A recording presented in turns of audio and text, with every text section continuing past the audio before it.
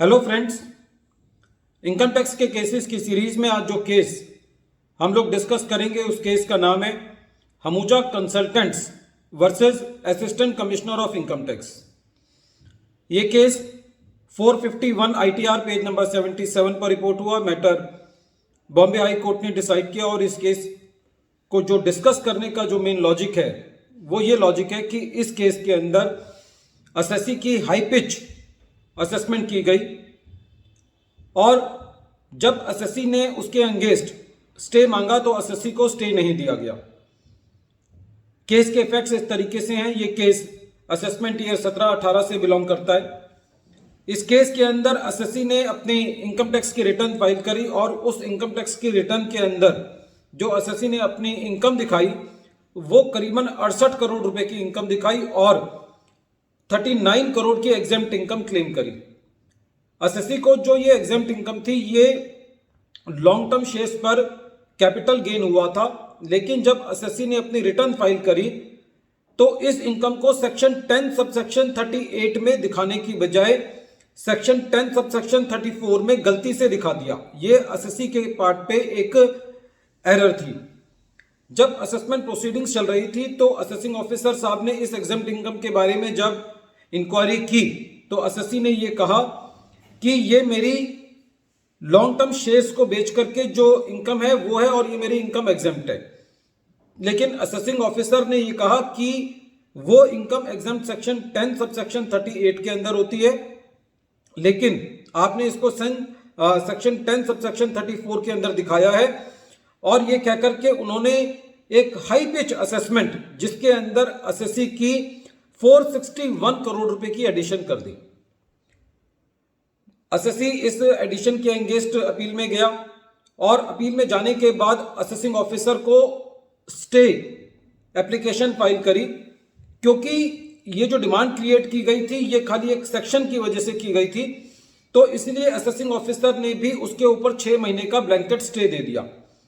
लेकिन जैसा कि हम जानते हैं कि आज के टाइम में जो सीआईटी अपील के पास काफ़ी टाइम लगता है, वहाँ पे जो हियरिंग के नोटिस भी लोगों को नहीं आते, तो जो 6 महीने का टाइम था वो फटाफट निकल गया और एसएससी ने दोबारे स्टे एप्लीकेशन फाइल करी एओ के पास, जो कि एओ ने उसको रिजेक्ट कर दिया।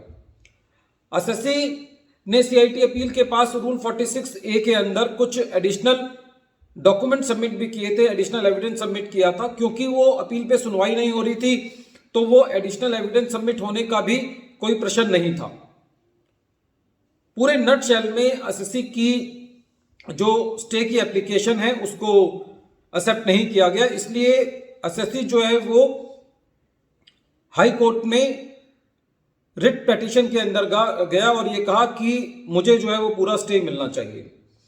यदि हम स्टे एप्लीकेशन के ऊपर या डिमांड को कलेक्ट करने के जो डिपार्टमेंट के इंस्ट्रक्शंस हैं उनको देखें तो जो पहली इंस्ट्रक्शन है 1969 की वो मोटे तौर पे ये कहती है कि यदि एसएससी की हाई पिच असेसमेंट की गई और ये असेसमेंट उसके रिटर्न इनकम से 2 गुना तक है, 2 गुना से ज्यादा है, तो एसएससी को जो है वो स्टे दिया जाना चाहिए। उसकी डिमांड के लिए 20% का कोई क्राइटेरिया नहीं है।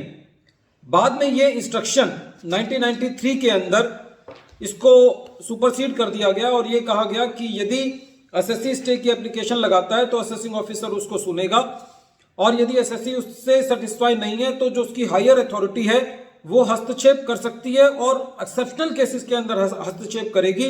लेकिन वो एक्सेप्शनल केसेस क्या है कि यदि हाई पिच असेसमेंट की गई है, तो यहां पे ये चीज तो क्लियर थी क्योंकि एसएससी ने 68 करोड़ रुपए की रिटर्न फाइल करी थी और उसकी असेसमेंट जो है आपने 471 करोड़ के ऊपर असेसमेंट की थी, तो ये अपेरेंटली हाई पिच असेसमेंट तो था।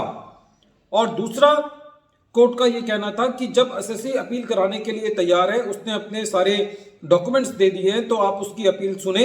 ये डिपार्टमेंट के पार्ट के ऊपर लैप्स है कि उसकी अपील डिले हो रही है।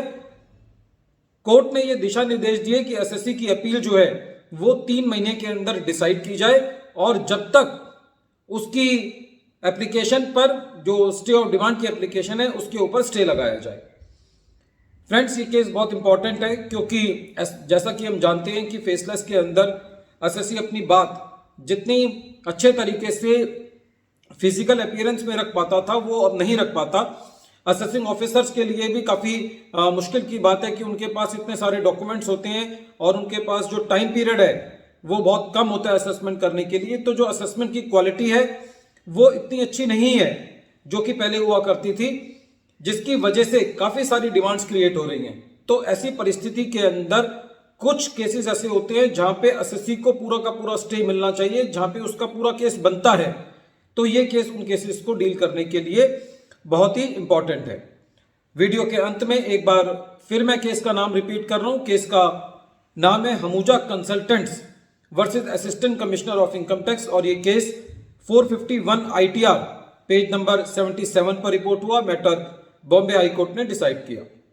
Thank you friends.